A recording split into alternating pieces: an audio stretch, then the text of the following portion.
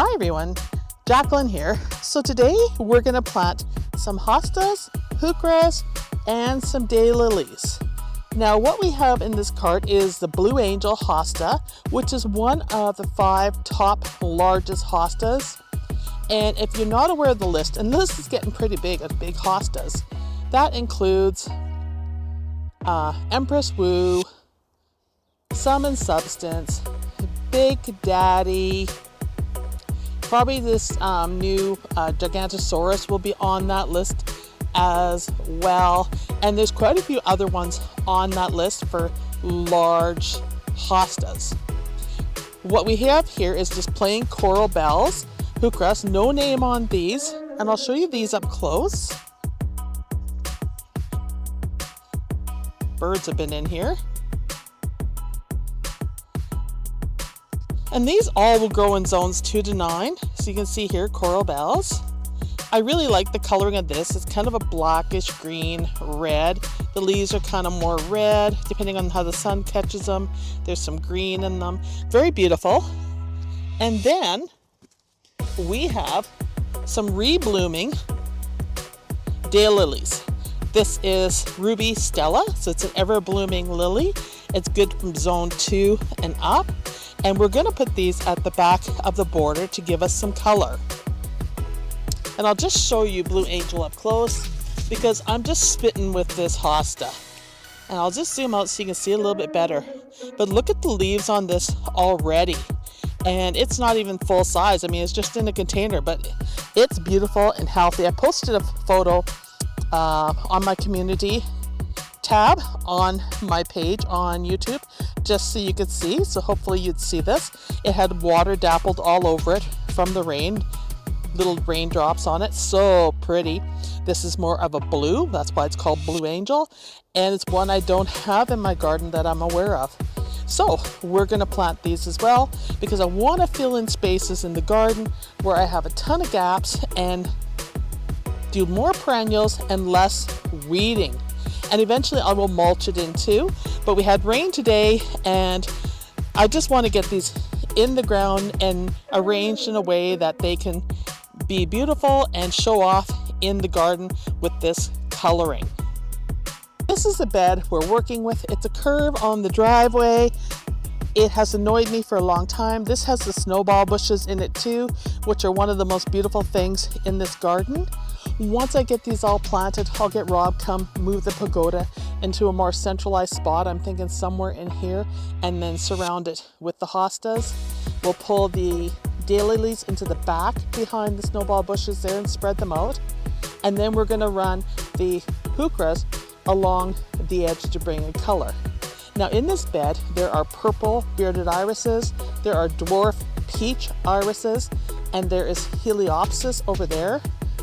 Beautiful tall heliopsis in yellows, and there are some combines and a few other things in here.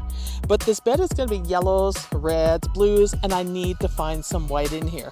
And I'm thinking like a white Veronica, a really nice crisp white yarrow. If I have some in my yard, when it blooms, I'll take a piece and put some over here and split it. But I think this is going to be a stunner. And as we go along, we're going to work on that area over there, which is where I've been taking trees out, and there's snowball bushes in here and some grasses. And we're going to start developing this mess on this side of the yard, but I'm not there yet. So let's get started and I'll place these out. Okay, so that's where I'm going to put the hostas. It'll kind of hide the gaps between the snowball bushes in here as they fill in, and then I'll be able to divide these Blue Angels eventually too, probably about year 3, depending how they do here. And I think it'll provide some color here that this area is missing, because right now all you see is dirt.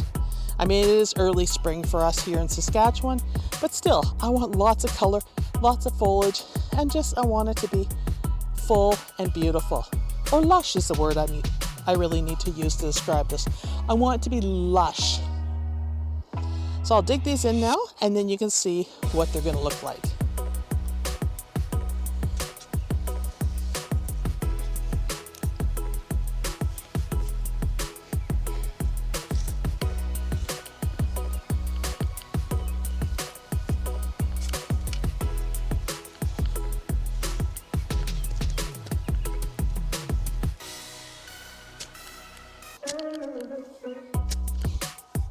few tree roots in there.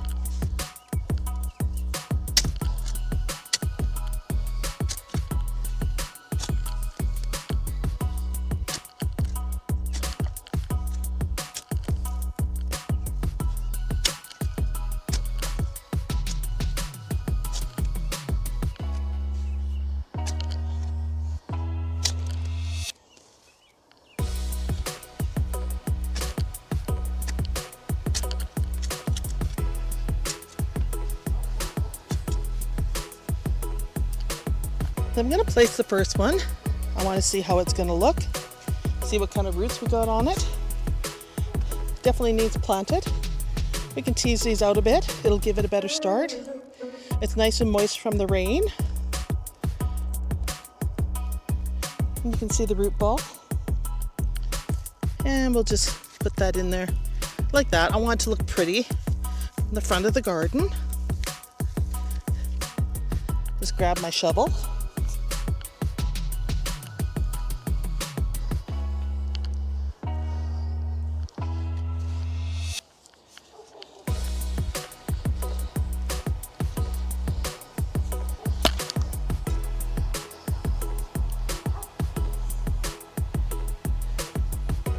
And I'm just firming it in with my feet.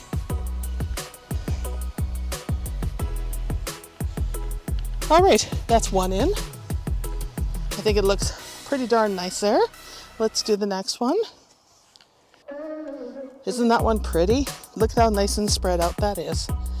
This has got a great shape to it.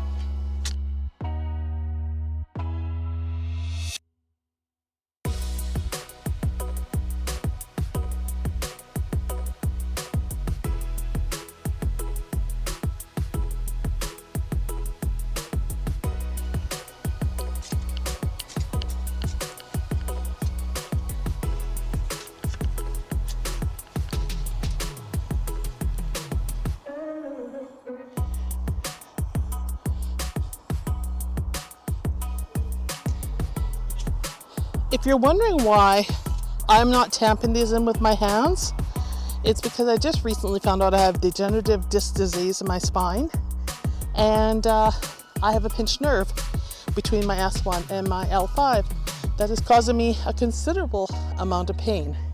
So I am taking it easy till I can get a procedure done to stop the pain. So you're going to see I'm a little bit slower doing these plantings and that, and using my feet more and my shovel, but we still garden, we just take her cool. Now let's do this other one over here.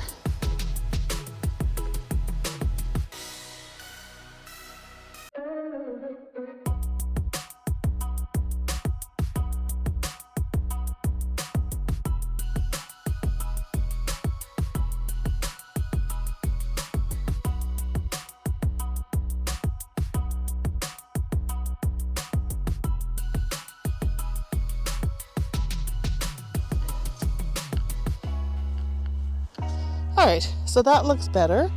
Now we're going to go and we're going to plant the daylilies right back here in this corner. And they should be fairly quick to put in. There is the height. Good size, 3 to 4 feet, so that should really fill in over here. Perfect for splitting later. And only $9.98, and these were from Walmart. And I mentioned in my prior video they had really good quality plants, and you can now see how beautiful they truly are.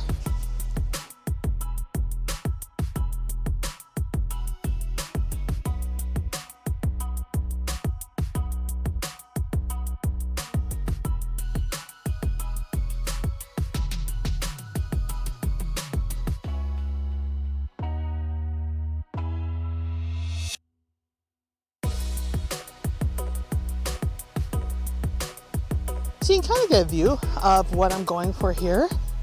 And of course, I think I'm going to put a bunch of ground covers in here as well to fill this in. Always nice. Probably a juga or bugleweed. I'll put in here, and we'll see how this goes. There might be some more color added in this corner to make a statement as well, because you can see here we have a nice spot here for something that would look good. So lots of room in this bed.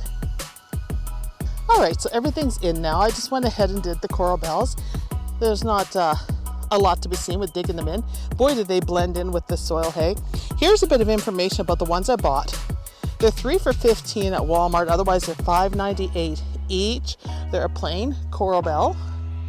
And you can see here, 3 to 6 hours of daily sun, blooms spring to autumn, 15 to 90 centimeters tall, 30 by 60 centimeter wide. Water when top 2.5 centimeters of soil is dry. And I can't read that because it's French. Slow release fertilizer in spring.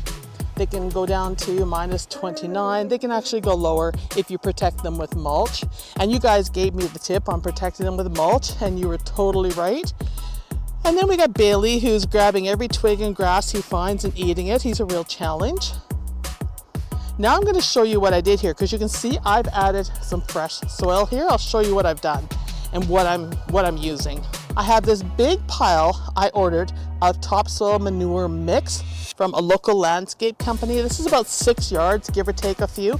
And this is what I'm adding to top dress the garden beds this year. I can also add a 30% sand combo in where needed to top dress. I'm gonna add a bit more of that to that bed. The soil is very much clay, so it needs some amending, and that really helps the plants. So I think that will give it the manure it needs and the nutrients it needs for the plants to do well and thrive over there. So I still want to add something tall right in here, because the Heliopsis is a good 5.5, 6 feet tall back there in the yellow. Gorgeous when it blooms in the fall. So I need something there. And I'll be honest, you guys, I'm thinking orange. I think orange would be beautiful there. We'll see what I can find. Terracotta yarrow, which is my favorite. It would be fabulous right there. And usually if I want to add new plants, when it comes to terracotta, Home Depot is the place to get them. So we might put that in there. You know, there is a firefly peach that you can get that is a proven winner's plant, but it's not as gorgeous as the terracotta yarrow or the orange yarrow, which are absolutely beautiful. And orange with this color of heuchera would be absolutely stunning. Now we do have mini irises right in there that are peach, so that would be a nice contrast with the foliage. And for this area, it's all about foliage. It does get west sun, it does get some east sun, it does get some protection from the snowball bushes, which are right up there, which is great. Now, let's talk about the snowball bushes a bit. Last year I came through and I gave these a very harsh pruning. And it was pretty much a rejuvenation prune.